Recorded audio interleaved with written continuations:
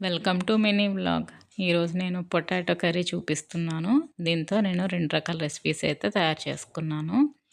ముందుగా నేను పోపు వేసుకొని పచ్చిమిర్చి, ఉల్లిపాయ ముక్కలన్నీ ఫ్రై చేసేసుకోవాలి. ఇది బాగా ఫ్రై అయిపోయిన తర్వాత ఉప్పు, పసుపు, కారం అన్నీ వేసి కలుపుకున్నాక ముందుగానే బాయిల్ చేసుకున్న పొటాటోస్‌ని అయితే వేసుకుంటున్నాను.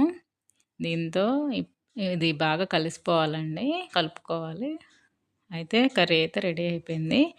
ఇప్పుడు నేను బ్రెడ్‌ని కొంచెం వాటర్‌లో డిప్ చేసిన తర్వాత బాగా పిండేసుకొని మధ్యలో ఈ పొటాటో కర్రీని పెట్టి ఫోల్డ్ చేసుకొని ఇలా డీప్ ఫ్రై చేసుకుంటున్నాను.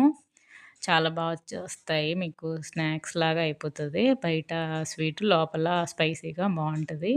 ఇంకా దాంతోనే నేను మసాలా దోసలు కూడా వేసుకున్నాను నైట్‌కి. చాలా వచ్చింది. తప్పకుండా ట్రై చేయండి. ఈజీగా అయిపోయే 2 రెసిపీస్ అనమాట. బాయ్.